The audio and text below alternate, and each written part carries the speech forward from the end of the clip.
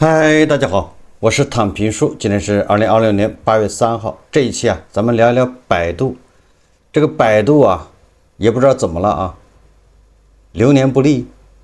總之最近網上關於百度的很多文章報道也比較多，總體上負面的比較多。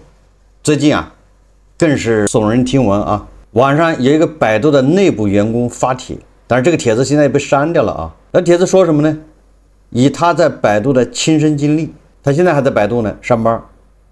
那最近不都是喜歡爆東家的料吗？什麼置身丁內、置身丁外、置身团内是吧？置身什麼很多這说白置身什麼什么之内，说白了就是内部员工对公司现有的状况一個焦慮或自身的這種處境的一種擔憂所以他們或者是叫對當前公司或者部門所處的一個狀況、一個發展前景的一個憂慮吧，寫了這些東西爆料出來，實際上都是反映企業在走下坡路，前途迷茫。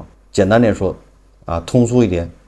那麼百度的這個內部員工發這個帖子呢，他的結論更嚇人，直言不諱斷言百度2年內就會倒閉。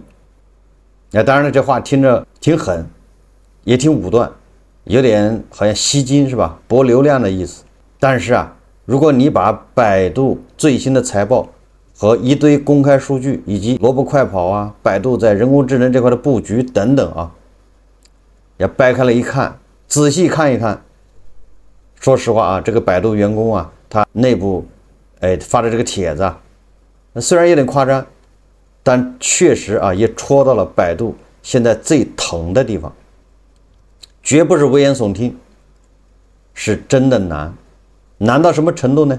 所以今天咱們細細說一說先把時間定在2026年5月份，百度發了一季度財報，總營收321億，同比微降1.2%。這數字看着還可以略好於市場預期，但是規模淨利潤只有34億，什麼意思呢？跟去年一比，掉了一大截，腰斬還不止。掉了55%，對吧？就差不多要奔膝蓋斬了這不是小的波動是近幾年最大幅度的單季利潤下滑。這還不算那更眨眼的是結構，也就是咱們現在要看結構嘛，看總盤子是什麼個趨勢，再看看它結構。表面上看AI 業務收入已經136億，已經占到了一般性業務收入的52%。已經過半了就像那個新能源汽車滲透率現在每賣100輛汽車，新能源汽車接近70輛了，只有30輛是油車，就這個概念那百度也是的 ，K 型發展是吧 ？K 型的那條腿也占52%了，看上去是可喜可賀是吧？而李彥宏自己都用里程碑來形容這個詞這個數字但是就在同一個季度，百度傳統的在線營銷收入126億，同比下滑22%。核心的搜索和信息流廣告更慘，只有102億，跌了30%。也就是說，百度賴以生存的叫現金流，連續6個季度往下掉，現在連一半都到不了了。而這些恰恰是養活百度百度現在還能發展的輸血的現金來源。一邊是 AI 高歌猛進，一邊是傳統業務加速失血，利潤直接被壓垮。這才是百度現在真實的樣子。新的引擎已經轟鳴開了，但舊的引擎熄火熄得太快。AI 人工智能這些新的引擎還不足以接住或者彌補舊的引擎造成的窟窿。搜索這個事兒，百度曾經是絕對的霸主，這個大家都知道也被大家所詬病。2017年到2022年，中國搜索市场百度市占率長期在70%以上，到2026年4月已經掉到了45%， 3年時間少了1/3還多。用戶用腳投票，實際上在移動互聯網時代，百度就已經對吧？大家都看出來了，它已經掉队了。但是它靠着它的搜索引擎還能在這個搜索市場有一席之地，但是它卡位沒卡住，移動互聯網這一塊跟百度就已經拉開了。如果說移動互聯網只是讓百度啊没卡住位，拉開了，但是现在人工智能时代，目前这個時代啊，社交媒體，那就讓搜索啊徹底的啊被圍剿、被蚕食，用戶用腳投票，月活直線下降。百度 APP 從2025年3季度的7.1億高點，一路下滑到2026年3月的6.6億。百度在中國互聯網廣告市場的媒介地位指數已經跌到了第9，排在抖音、淘寶、微信、快手、小紅書、今日頭條、微博、京東後面。但是在這些媒介啊面前，百度那是妥妥的大哥啊！當年百度火的時候，这些企業還在哪兒呢？還在幹啥呢？也就是這些企業啊，這些媒介後來居上，紛紛一個又一個的超過了百度，有點像那什麼沉舟側畔千帆過，是吧？大哥曾經的老大，絕對的老大，已經被後面這麼多小弟一個又一個的超過啊！原因其實很簡單啊，也很難解決。用戶找信息的習慣變了，旅遊攻略、生活經驗，第一反應是小紅書；產品評測、學技能、刷抖音。查即時信息，找公眾號文章，微信搜一搜也就行。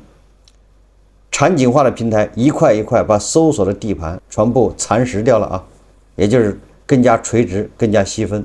那麼更狠的是人工智能 AI 本身啊 ，DeepSeek 一爆发呀，普通用戶第一次大規模意識到找答案這件事啊，完全可以繞開搜索引擎，因為搜索引擎你找不明白。你不如上這個人工智能去問一下，直接問 AI， 豆包千問是吧 ？Kimi 一個接一個的出來，傳統的搜一下變成了問一下。雖然啊，現在這個人工智能這些啊搜索還有這樣那樣的問題，但是這是個方向啊，對吧？它把流量吸過去了。百度的商業根基啊，它的模式是競價排名，用戶點進去才有廣告收入。但是 AI 生成的答案越完整越直接，用戶往下翻，點鏈接的機會就越少，這是典型的兩難。也就是說，百度就是自己它發展 AI， 對吧？百度不也是什麼文言一心嗎？是吧？那有什麼用呢？因為這個兩個模式是打架的啊，就是過去的搜索引擎，你一搜出來那就排名，對吧？競價排名，完了之後那給錢越多的詐騙，是吧？騙子、剽竊的。都排在前面，因為人家給的錢多。李逵排前面，李逵在後面，李逵你翻不着。你比如說你要搜這個同仁醫院，好嗎？現在出了好多同仁醫院，你點進去那都是莆田同仁醫院，有的根本跟同仁醫院就沒關係。我是舉個例子啊，現在它也可能是已經改善了啊，或者整頓了。過去就是這樣。好，你真正的同仁医院，你不知道翻到第幾頁，有可能翻不出來，就是翻出來那個。貌似是同仁医院的啊，你這回對了啊，一定是官網，結果點進去還是莆田的，防不勝防啊！這是這種模式。那現在人工智能，你說這個模式還行嗎？沒法弄了，對不對？所以說啊，百度現在是兩難，不做 AI 搜索，用戶被競品搶走；做了，就是自己革自己的命，自己的廣告收入被自己給顛覆掉了。有個非常扎心的故事啊。網上一篇文章叫百度正在殺死百度，什麼意思呢？這文章說啊，他是林遠啊第一次意識到事情不對，是在2025年的秋天。這個林遠呢，他運營着一個科技評測網站，做了6年，巔峰時靠百度來的自然搜索流量，一個月能有60-70萬的獨立訪客，廣告收入足夠養着一個4人小團隊，日子不算寬裕，但勝在穩定。那個秋天，林遠的流量像被什麼東西一口一口的咬掉了，先是每天少了幾百個 IP， 然後是以千為單位的下掉，後台曲線從平緩下滑變成了近乎垂直的俯衝。百度站長平台抓取日誌顯示，來訪次數也在驟減。他搜了自己最拿手的那篇評測，一篇關於折疊屏耐久度的深度報告，做了2個月。拍了100多張微距照片，下了不少本錢啊，下了不少功夫。以前這篇文章常年排在搜索結果第1頁的前3位，貢獻了網站將近40%的自然流量。現在搜索結果第1位是一段 AI 生成的折疊屏選購建議， 200來字總結了他文章的核心結論，但卻沒有提他的名字，也沒有來源鏈接。而他的那篇評測啊，花了很多功夫的和精力的評測，不知道翻到第幾頁才能找到。評論區最後一條留言停留在3個月前，一個陌生讀者問：博主還在更新嗎？他沒有回復，為什麼呢？因為團隊在年底解散了，活不下去了，辦公室也搬到了一個更小的房間，他一個人一盞燈，他偶爾還會更新，但閱讀量從幾萬變成了幾百，評論區安靜的像一個廢棄的廣場，他不知道該怪誰，怪百度，可百度自己好像也不好過啊。就在林園眼睁睁看着自己的網站变成數字廢墟的同時，百度2020年第一季度財報發布了，這就是我剛才咱們前面介紹的。而百度的管理層在電話會議上說了和無數個林園一樣的無奈，說用戶正在轉向 AI 助手直接獲取答案。說通俗一點就是我做的工具正在取代我，你做的內容正在被我的工具消化。林園覺得有點荒誕，他恨百度改变了規則，讓6年積累一夜貶值，但百度也在恨同樣的事情，規則變了，而他也不是制定規則的那個人。互聯網這20年的故事從來就是這樣的，平台吃掉創作者，然後新的技術吃掉平台，降維打擊唄。林園只是站在了被吃的那一頭，而百度也不過是站在了更大的那一頭。当搜索不再需要零點擊搜索，正在重塑整個互联網。用戶在搜索引擎上輸入問題，直接的結果得到答案，不需要點擊任何鏈接。全球大約60%的搜索以0點擊結束，移動端高達77%。最近我就遇到一個事情，我把一段20秒的一個頭部 C 的这個視頻我直接發到Gemini 上面，就是谷歌的人工智能。那 Gemini 我什麼都提示都沒告訴他，我就是讓他診斷，就給他字請診斷一下，就給了他4個字的指令，什麼內容都沒有。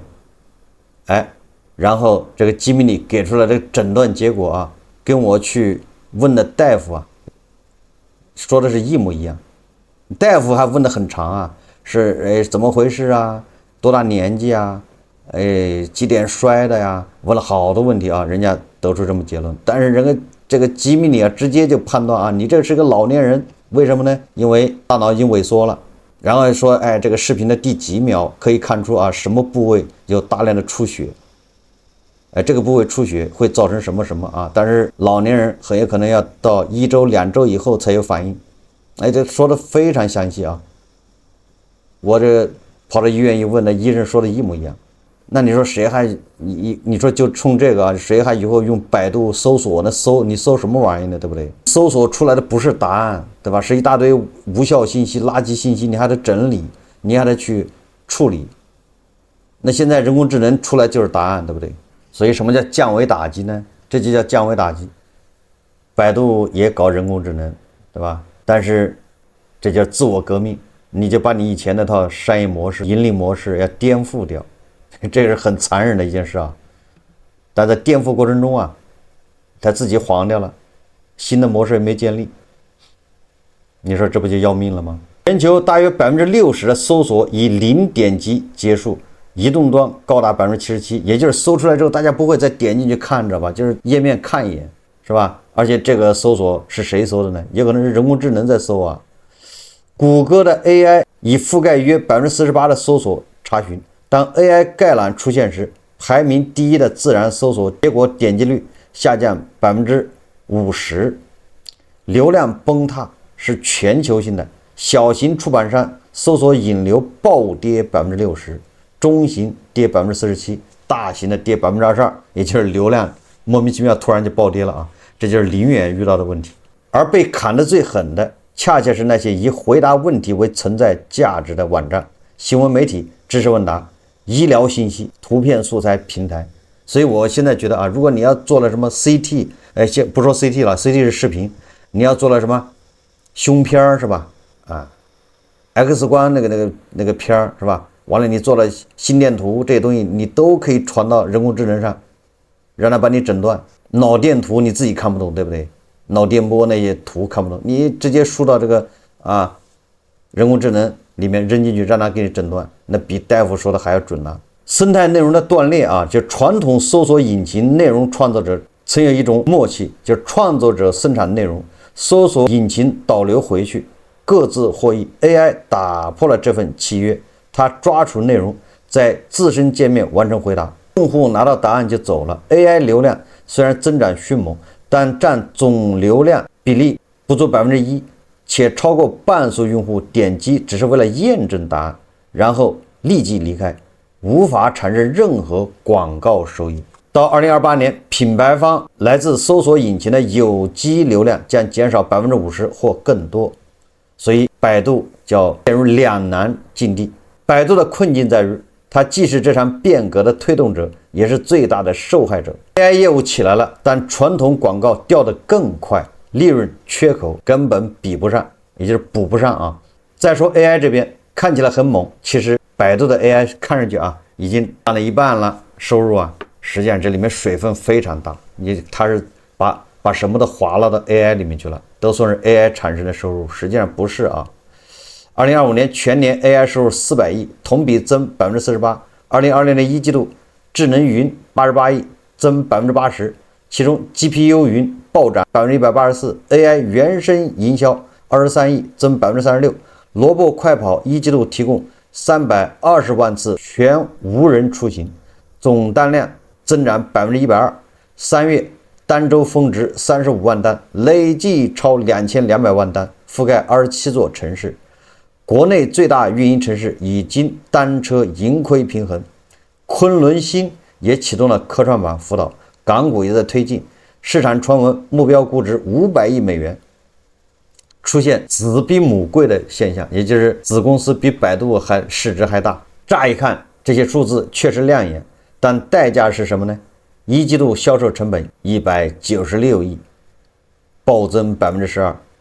主因就是智能雲相關成本 ，AI 業務毛利率遠不如傳統搜索廣告。2025年400億 AI 收入裡，智能雲基礎設施貢獻了198億，幾乎一半。這門生意規模大，毛利低，競爭激烈。阿里雲、騰訊雲、華為雲都在打價格戰，算力租賃價格一降再降。百度雲增長快，但利潤空間有限。C 端應用更尷尬，文心一言。你說這個詞兒，我一直覺得我老把那個念反過來啊，我也不知道為什麼。你說叫的這麼拗口，這一看這產品就不行啊。這你說誰那麼記得文言一心還是文心一言？2023年3月就正式發布。你說叫什麼豆包還好記是不是啊？天問真的起名字是個學問啊，你起得不好人記不住，這個就只能是，除非你那東西太牛了啊。其實我建議百度趕緊改名字吧，來得及。2023年3月就正式發布，真正的叫起了個大早，趕了個晚集。百度在人工智能這塊很多都是投入布局都是起個大早，趕個晚集，比大多數競品早半年以上，起跑線領先。但是根據一季度這個數據顯示，有第三方機構文心在 AI 原生應用裡排名10名開外，遠低於 DeepSeek 豆包、通義千問。自從生成式 AI 爆火以來，那些應用都有過現象級表現，而像文心一言這樣一直平淡的，這還比較罕見，就是它一直不溫不火，對百度整體品牌拉動有限。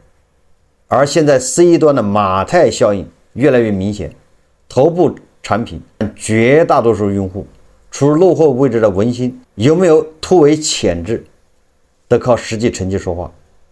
起個大早，趕個晚集李彥宏早年其實很早就接觸 AI，1990年在北大信息管理系選修人工智能課，筆記本上還寫着人工智能4個大字。後來赴美讀計算機碩士，又選修相關課程，實習時設計過 OCR 算法，成果發在學術期刊上。2016年他就喊出 All in AI， 也10年前就全身心投入 AI， 在互联網巨头裡是第一個，近10年累計研發投入超1800億，持有27萬件全球 AI 專利，連續7年中國 AI 專利冠軍。從昆崙芯到飛槳到文心到智能雲、自動駕駛、搜索、文庫全站布局。哎，真的不介紹大家恐怕不知道吧？你看百度從那連紅上大學開始就搞人工智能了，那現在你說百度搞出個什麼出來了？所以這玩意不是你搞得早就行啊。技術積累是真的，但技術不等於商業成功。智能雲是高投入低毛率。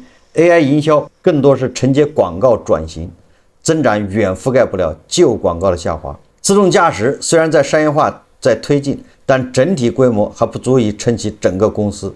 又忘了前幾個月是吧？武漢的那個蘿蔔快跑突然集體趴窩，這是百度都能玩，所以讓人對百度的這個智能駕駛又打了個問號。你這玩意什麼事故你不敢出啊？這是縱向对比，橫向對比呢？騰訊2026年一季度營收1964億，增長9%。混元和大模型投入在侵蝕利潤，但微信生態是防禦性護城河。13億日活基礎債，用 AI 提升人均價值，不是靠燒錢拉新。字節火山引擎佔國內公有雲大模型調運份額49.5%，第一。豆包日活居前，但資本開支最高到700億美元，每一分都要從利潤率出。騰訊走的是悶聲發大財，字節走的是進攻型規模攤薄，而百度呢 ，AI 收入已經過半，證明了結構能變，但利潤腰斬，說明越過門檻時重重的摔了一跤，能不能站起來還得看後面幾個月。有人會說啊，百度沒有做錯什麼，只是選了長跑的路，而這場比賽是短跑。資本市場沒耐心等10年，3年不賺錢人就走了，變現太難，沒有超級應用。微信呢，你看一天打開800回，抖音刷到停不下來，而百度呢，搜完就走，中間還走了一些彎路。外賣賣了，其實百度做過外賣，大家知道嗎？百度外賣好像叫什麼糯米外賣吧，名字我忘了啊，反正是百度外賣。後來应该6、7年前吧，他就卖掉了，割掉了。百度幹過事情多了啊，什麼 O2O 信息流、團購，啥沒幹過啊？等回過神來 ，all in AI， 騰訊和字節把能占的坑都占得差不多了。回到百度內部員工的那個帖子，百度2年之內會倒掉，這個有那麼一點危言聳聽，但是他在走下坡路，他在走向倒閉的路上，這個是千真萬確，很難看出它有什麼前景。當然了，你要說它倒閉也比較難，那畢竟搜狐它還沒倒啊，搜狐，對吧？你說他曾經的互聯網的大哥，那人家現在不還活着嗎？只是名氣沒那麼大了，只是很多人不知道了，是吧？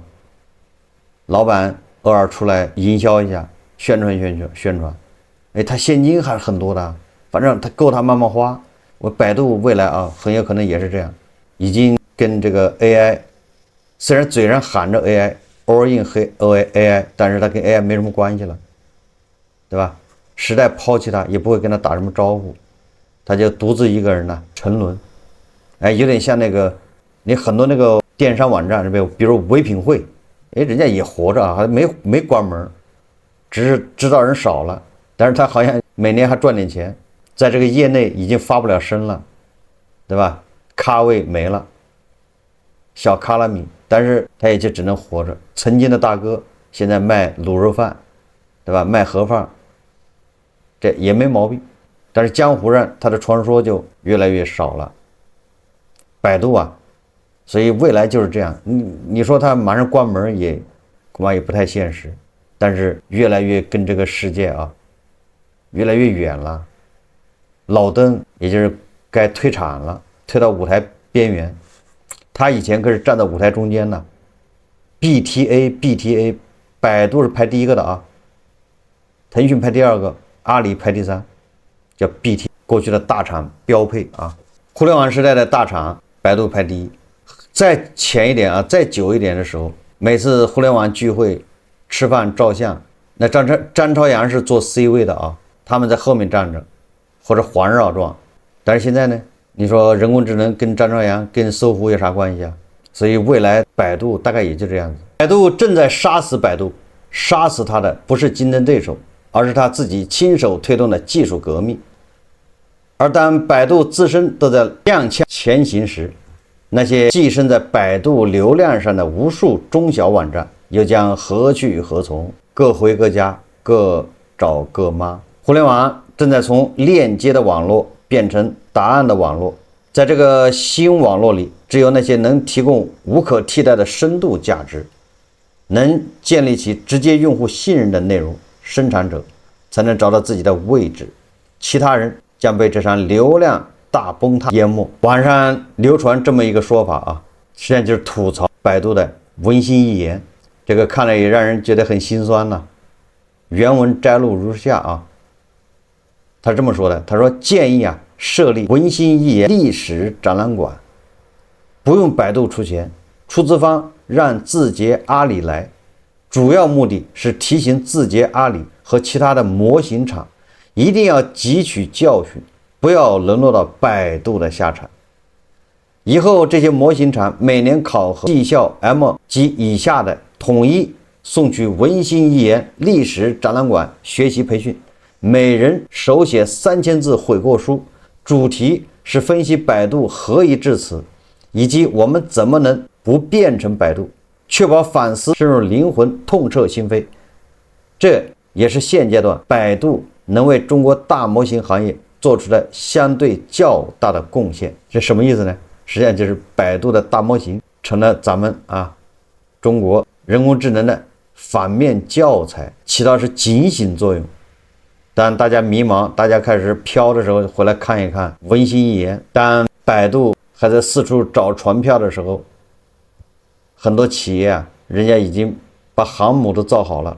實際上這些都是百度的滑鐵盧它的一個側面。說來說去就是起了個大早，趕了個晚集。我記得當時 ChatGPT 在國內火的時候，李彥宏第一個跳出來說，我們2個月以後就會推出一個我們自己的 ChatGPT。當時很多人都笑話了，是吧？我記得過了幾個月，果然搞出了一個文心一言，高調發布。你不能不說他真的是起了個大早，2個月就搞出來了。別人都在半年、1年以後才搞出來，他2個月就出來了。李彥宏親自站台，結果發布會放了段錄播視頻，被人罵上熱搜就是你的發布会上是假的，對吧？他怕搜出來結果讓人笑話。人工智能嗎？不久前李彥宏在人民日報發表署名文章，叫 AI 不能只在實驗室裡刷榜，必須到工廠車間裡幹活。某種程度上這句話可以看作是百度一種自我警醒。實際上百度的 AI 的一台時刻到了今天咱們主要聊的是百度，實際上通過百度我們也應該了解到其他的企業，阿里字節美團騰訊DeepSeek，對吧？人工大模型、人工智能到底怎麼樣？我個人感覺不容樂觀不容樂觀。百度只不過是他們裡面比較典型的，百度底子弱一些，只不過是先躺下而已。好，這期節目我們就聊到這裡，感謝大家收看。如果喜歡我的節目，歡迎訂閱、點讚、評論，謝謝大家。